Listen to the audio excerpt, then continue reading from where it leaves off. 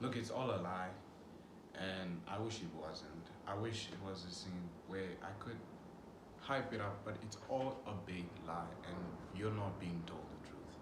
See, the thing is, when you're coming out, you think it's gonna be easy, and this is basically what the gurus don't tell you about.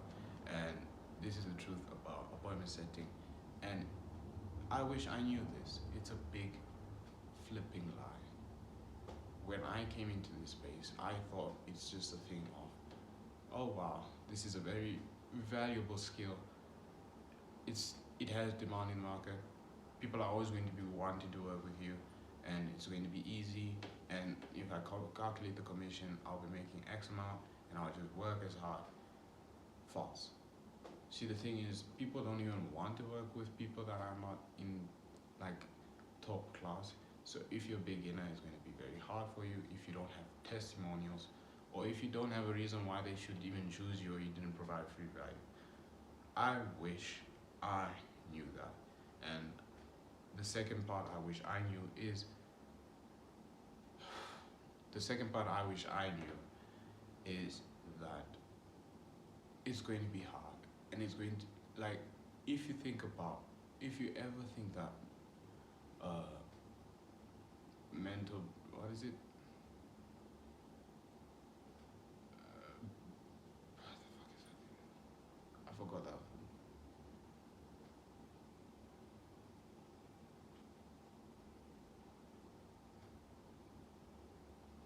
If you ever think that you just be consistently working hard and you won't get tired, it's a big lie.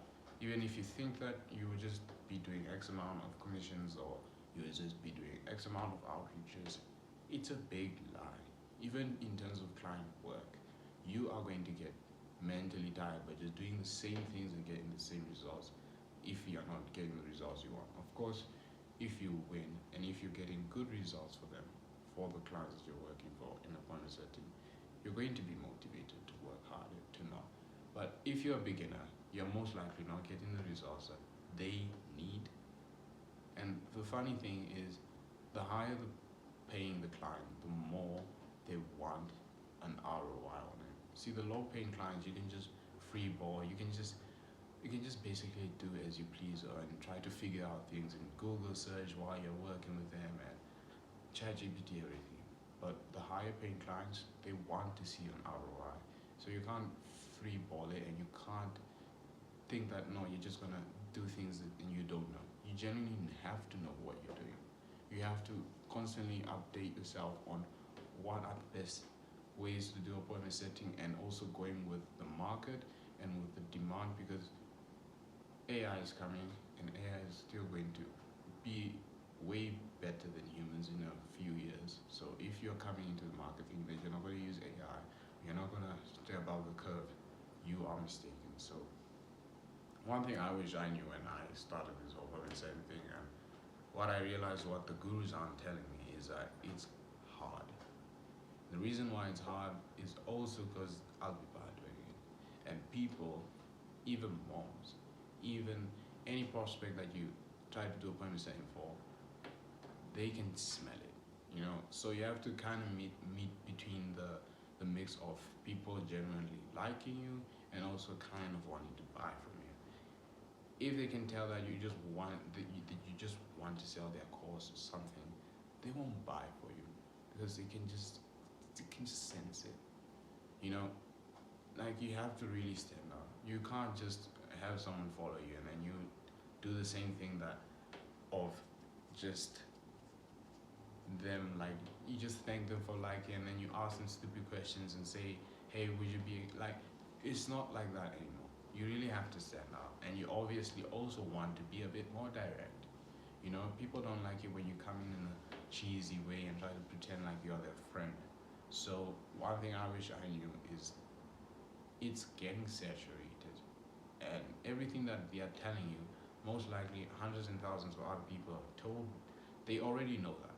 So you have to always try to tweak in your own ways from your own experience, and a lot of things, like, you cannot rely on things that are being told by the gurus or being told out there, because it's most likely saturated. And the thing is, like they always tell you you have to have a script and all these things. I don't even have a script myself. Recording this video, I don't have a script myself because when you have a script, you you lose focus or you lose like stability when you are in an uncomfortable situation. So if you're just using scripts and scripts all the time, when someone is asking something and then you always put a script, they can sense it. You know, some people will always think that maybe you're using a chatbot or AI or something to record or reply with when you're doing a polling setting. So you cannot do the things that everyone else is doing because they will literally sense it. They will literally know that you are part of the people that are just trying to make them buy the things from them, and it doesn't come off as good. Just be intentional while also trying to be with your friend. Don't choose one side or the other. Be in the between. Show that you actually care with the prospect, and also show that you are not doing this for fun. Okay? You don't want to go there and then say no. I just want to talk because I think would be a great match and I appreciate you. No, you are a stranger. Okay? And that's also the biggest mix is that when you work with someone, anyone, even if you do get a client, or even if you're trying to sell to someone, at the end of the day, you are a stranger. What will make them buy from you? They don't know you. We all have friends we don't even trust, or people we know that we don't even trust. So what makes them think that they will trust you, someone online, just because you like their video? They like your video or something, or they were in your warm leads or whatever. No, they won't trust you. There are even clients who won't trust me with certain things. Not because they have anything against me, but because they want to protect themselves. So what will you do to make them trust you? Of course, you can provide free leads and free lead magnets and all these things, but you can't be like the ground, basically. That's just the point of this whole truth. This whole video is that you can't do things like all the appointment setters. You can't do everything like all the copywriters if you're a copywriter. If you're an appointment setter, you have to stand out, and you have to show that you genuinely care, and you have to show that you also are not here for jokes, right? And that's all I wish I knew. You know, there's a lot of noise out there that says you can just make X amount of things, X amount of money.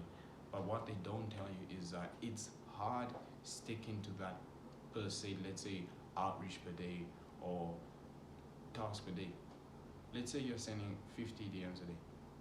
Let's say that, right? That's a goal that you have. It's going to be hard for you to send 50 DMs consistently in a day. It's going to be hard. Like, I can tell you that you think that you will just do it and you think about the number and you'll be like, I'll make X amount. You will generally have, I don't even know what the word is called, mental breakdown or something, where your brain is tired. I never thought I would ever even believe in such things, but it's low-key demotivating, doing the same things and realizing that sometimes it's not your fault. Sometimes as an appointment setter, it's not your fault. Maybe it's just your client's fault. Maybe they just don't have enough traffic or good traffic. So when you're doing these things, you're doing the tasks that you should do, but it's just not converting. And then you get disbelief, thinking that it's your fault, and this disbelief causes you to slow down and do less of what you should do, and then making less money. So you should know that it's just not going to look the way it sounds, okay? You are basically kind of being lied to, because it doesn't look the way it's told. It doesn't look anything like that. So one thing I wish I knew is take what the people are telling you with a grain of salt. Unless you have a mentor or someone you're directly speaking to who's giving you knowledge that they've learned from actual experience, don't just listen to anyone who's just speaking on the internet, okay? Because it doesn't work in terms of everyone else would also listen to what that person is saying, therefore causing a saturation. And saturation is a thing. It's just which level will you, like, if you have 100,000 followers, whatever, you do an outreach on that account, yeah, maybe people are gonna trust you more. Maybe people are gonna do like convert with you more, right? But it's a bit saturated. It's just that for you, there's like a rule breaker, like it's exceptional for you.